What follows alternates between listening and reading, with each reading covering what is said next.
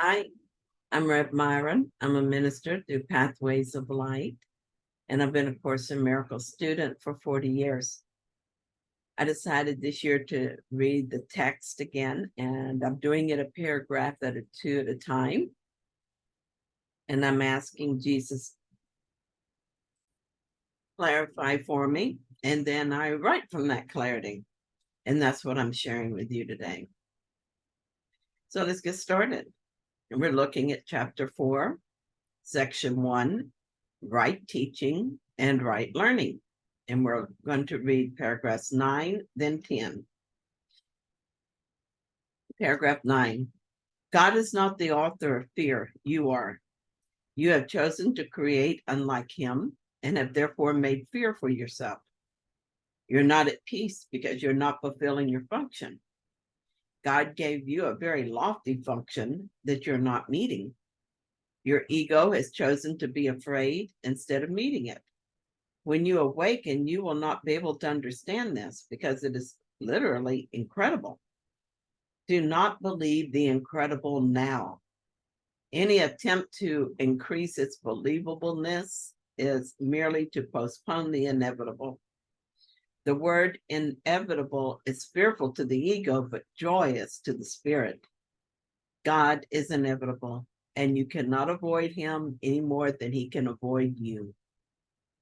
It's very good news indeed that God is not the author of fear. We made fear in place of the peace that is ours when we awake.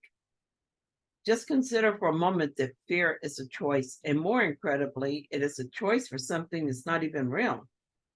To stop experiencing fear, only need to stop believing in fear. While I sit here in this meditation, it all makes perfect sense, and I can envision life without fear. In fact, if I doubt the possibility, I only have to remember the story of Jan Fraser, who experienced fear falling away. Jan suffered great fear all her life. I relate to her because guilt and fear, inseparable buddies, have also been close allies to me all my life. In her book, When Fear Falls Away, A Sudden Awakening, she questions if fear is inevitable. She considers just for a moment that there might be another way. When she wakes up the next day, she discovers that fear is gone, never to return. Just imagine what it would be like to never worry about your child's safety or health, to never worry about money or your own health, or to be afraid of the dentist, heights, driving in the rain, bad weather. Imagine your worst fears and your little everyday fears. Pay attention to the worries and anxious moments today to get a real feel for how much of your life is colored by fear. Are you afraid to speak in public? Are you afraid to die? Or are you afraid instead to live? Are you afraid you will not have enough time to get everything done? Do you worry your garden won't grow or the insects will eat away at your tomatoes? Fear shows up in different ways. Are you angry about something? Anger is just another expression of fear. Are you angry at the driver who pulled out in front of you, or the clerk who was rude, slow, or just indifferent? Are you angry at a child who behaves badly, or a partner who's careless of your feelings? All these are fear, just showing up in a way you prefer over feeling afraid.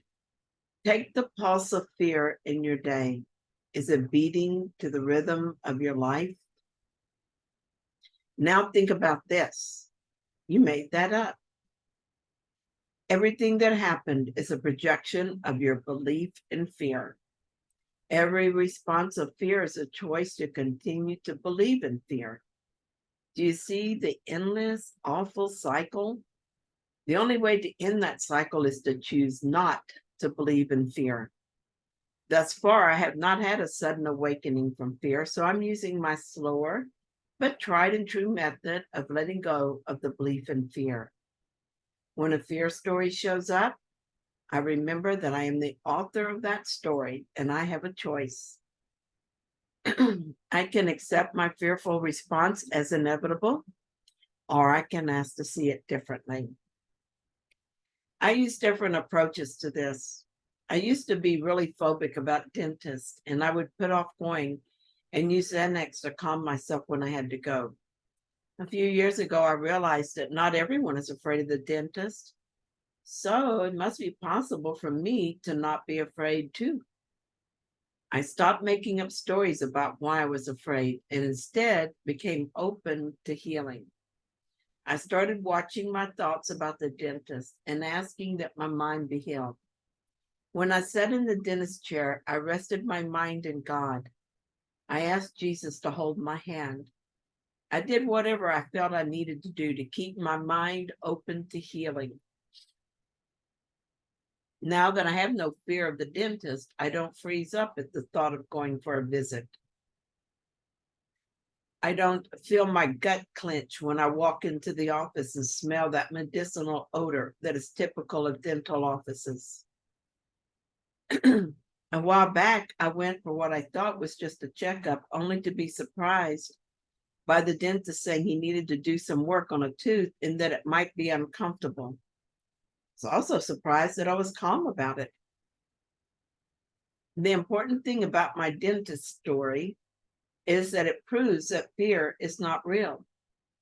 If fear were real, there would be nothing I could do about it. I could mask it with tranquilizers, or I could use force of will to push through it. But if it were real, then I could not stop it from being there. But I did. I did the same thing for flying, and it worked the same way. Where I have the biggest problem is the little everyday anxieties. I overslept and got a late start, and now I worry I won't finish my writing in time to make my first appointment of the morning. Then I remind myself that I asked Jesus to manipulate time for me as he offered to do. I used to worry so much about the time thing that it ruled my life. Now it's a thought I use to undo the belief in time, just as I'm undoing the belief in fear. Sometimes it seems very real. When I worry about my child being sick or in excruciating pain, when I worry it will never end, it's harder for me to believe in, not to believe in fear. My fear seems like a mountain looming over me, threatening to crush me with its solid mass. How could it not be real when it feels so real? It's hard for me to believe that I'm making it up, yet I surely am. I tell you about my child being in pain, and you're not afraid. You may sympathize with my fear, but you're not afraid. If it were real and thus unavoidable, everyone would feel it. It would be like me saying that there is a mountain in front of me, so I can't go any further. But my friend is saying there's no mountain in front of her, so she'll continue on her journey. If the mountain is real, it is there for both of us. If it's not there for both of us, it's not real.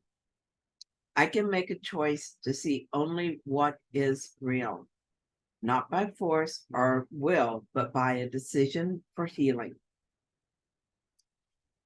Fear is a choice, and it is a choice for nothing because it is not real. But my belief in it is a nothing that brings great suffering and keeps me from my true self and from joy and peace. I will continue to ask for the atonement and to accept the healing it brings until transfer of learning is complete and fear is gone. It seems like it will take more than this lifetime, but transfer of learning can fool you. One moment you'll have a million little fears, and then suddenly there is no fear. That's because a million little fears are just an illusion.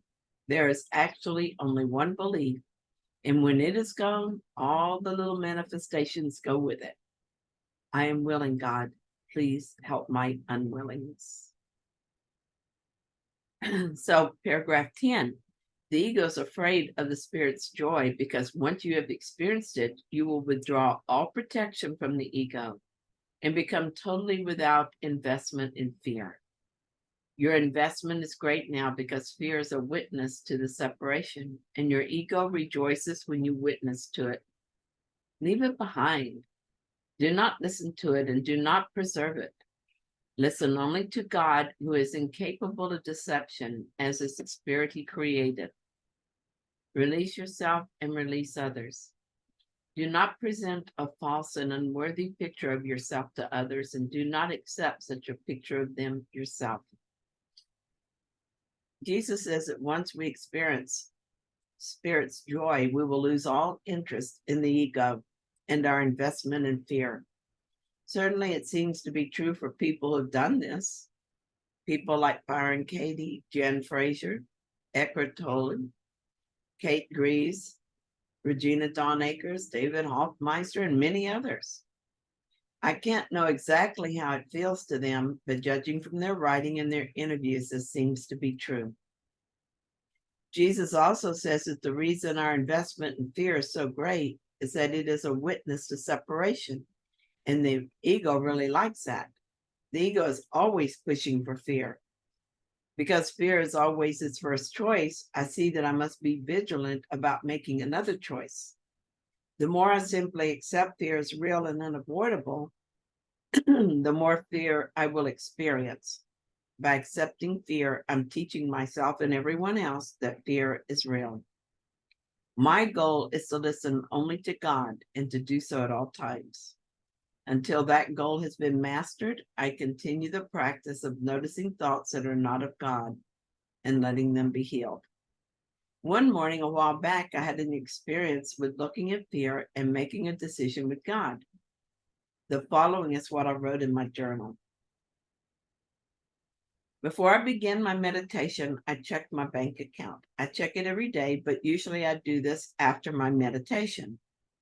Once I did that, I started to turn to this work, but I had the thought to check my credit card account. I used to check it daily, but got out of the habit. I started to ignore the prompt and thinking I need to get on with my writing, but I formed the habit of paying attention to those little taps on my shoulder. What I discovered is that there have been several charges to my card that I didn't make. My first, that is ego, reaction was fear. Then I set that feeling aside.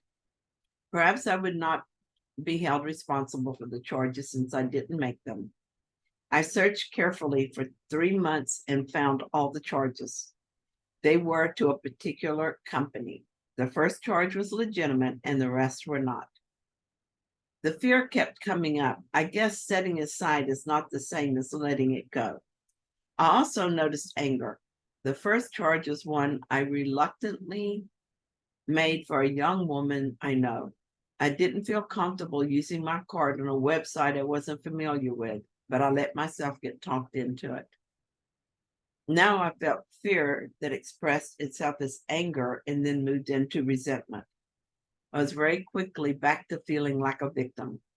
I've noticed that fear, guilt, and victimhood seem to be part of my classroom here.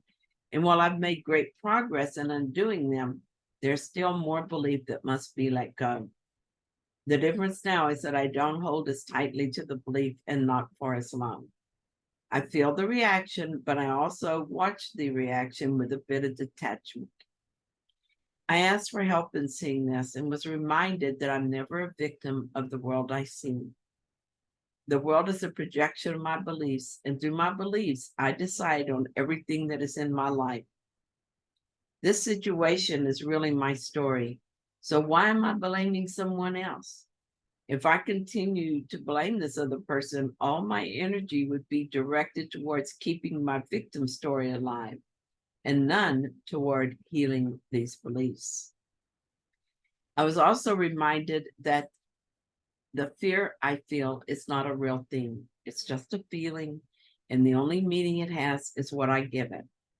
As I remember that it is just a feeling, I stop fighting it and being afraid of it, and it just moves through me. In doing this, I'm allowing myself to be taught that fear is not real. When I release it to the Holy Spirit, it is gone. The credit card problem and the money loss are important only in the illusion. I will take care of it because that's what we do here. But my real goal is to stop believing in fear, and I'm also doing that. This morning, I took another important step toward leaving fear behind. I will not allow this fear of loss to become an obstacle to peace. Thank you so much for joining me in this reading. I hope you found it helpful. If you did, then please like it. And if you haven't yet, please subscribe. And thank you to those who subscribed yesterday. I'll be back tomorrow with another reading. See you then.